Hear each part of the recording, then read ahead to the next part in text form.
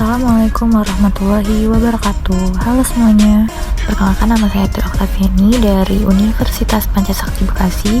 Di sini kita akan membahas tentang mata kuliah Pronunciation Skill untuk memenuhi tugas akhir semester dengan dosen pengampu Ibu Iswandini Agustin MPD dengan topik Emphasizing a Content Word. Langsung masuk ke poin A, yaitu emphasis in sentences. Di sini ada dua gambar, yaitu in the picture on the left, the butterfly is hard to see because it is the same color as the things around it. The butterfly on the right is lighter than everything else around it. This contrast between light and dark emphasizes the butterfly and makes it easy to notice. Jadi maksudnya kita kalau lihat gambar yang sebelah kiri itu kita tidak bisa melihat dengan jelas ada seekor kupu-kupu. Berbeda dengan yang di sebelah kanan, kita bisa lebih jelas untuk melihat kupu-kupu tersebut karena suatu kontras antara gelap dan terang. Nah, emphasize itu juga sama, juga mirip dengan penjelasan tersebut. English speaker use contrast to emphasize the words they want their hearer to notice. Jadi ketika kita menggunakan emphasize di suatu kata, kita akan be understood better and hear better. Kita akan lebih mudah mengerti dan kita akan mendengar lebih jelas apa yang dikatakannya. Selanjutnya ke poin B, yaitu emphasizing a word. Listen to these sentences and notice how the underlined words are easier to hear than the other words. For the example, number 1, we'll be arriving tomorrow. Number 2, you look great. Number 3, she lives in Toronto now. Number 4, is the baby walking yet? And number 5, follow that car. The underlined words in these sentences are easier to hear because they have been given extra emphasis. Jadi kata-kata yang digarisbawahi lebih mudah terdengar karena mereka diberikan emphasis. In English, extra emphasis is added to a word by making the vowel in the stressed syllable extra long and very clear.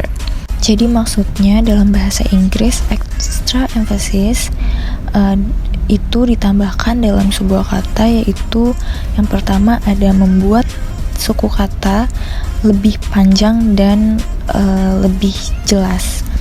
And number 2, adding a pitch change to the stressed syllable.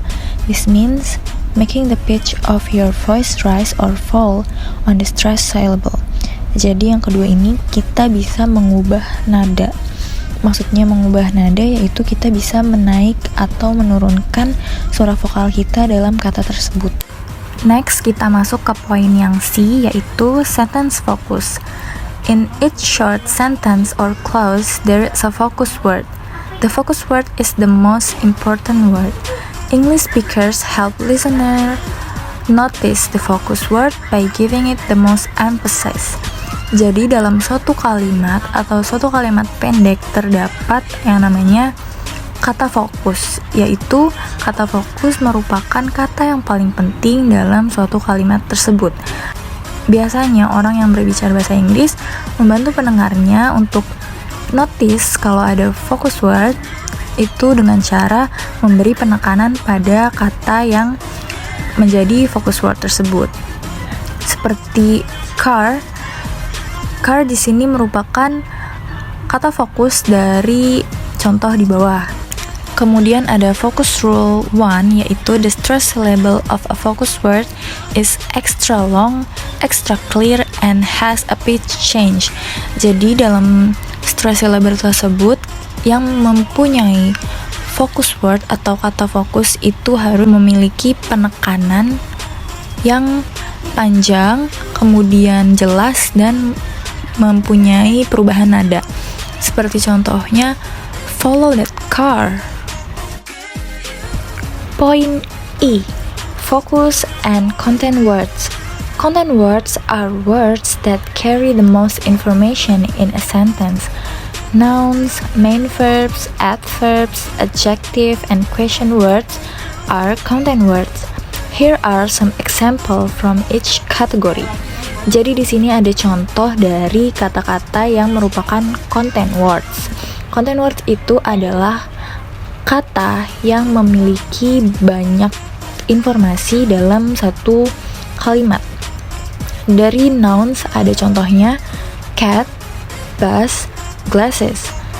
Dari main verbs run, read, eat. Adverbs suddenly, carefully, slowly.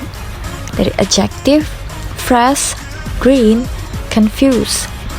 And dari question words ada who, what, and how. Kemudian ada focus rule number 2. The focus word in a sentence is usually a content word. Jadi jelaskan bahwa contoh-contoh di atas tadi adalah kata yang biasanya mempunyai informasi.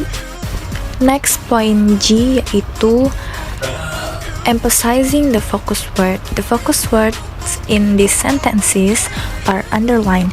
Each of these focus words is a different category of content word. Listen to the sentences and hear how the focus words are emphasized. Jadi di sini ada contoh kalimat yang mempunyai focus words yang digarisbawahi dari berbeda kategori dari content wordnya. Yang nomor 1 ada my cat eats fish. Itu yang noun. Yang nomor 2 he loves it. Itu adalah contoh dari main verb. Nomor 3 but only fresh fish. Adjective. Nomor 4 he eats slowly. Merupakan dari adverb. Dan nomor 5 I don't know why he eats that way. Merupakan question word. Selanjutnya ada sentence focus, the emphasizing structure words. Focus and structure words. Most of that are not content words are structure words. Structure words are short words like the and to that don't carry as much information as content words. The focus word in a sentence is not usually a structure word. Jadi sebagian besar kata yang bukan kata isi merupakan kata struktur. Kata struktur itu merupakan kata pendek seperti the dan to yang tidak terlalu banyak membawa informasi seperti content words. Kata ganti, kata depan, artikel, kata kerja to be, konjungsi, dan kata kerja bantu merupakan kata struktur. Kita lihat dulu focus rule number 3. Kata-kata structure biasanya tidak ditekankan untuk kontras dengan kata fokus. Kontras ini memudahkan pendengar untuk memperhatikan kata fokus. Dan di sini ada contoh-contohnya. Dari kata ganti atau pronouns ada she, him, ours. Prepositions ada of, to, at. Articles a, an, the. Kata kerja to be ada is, was, were. Conjunction and, but, yet. And auxiliary verbs ada can, have, and do.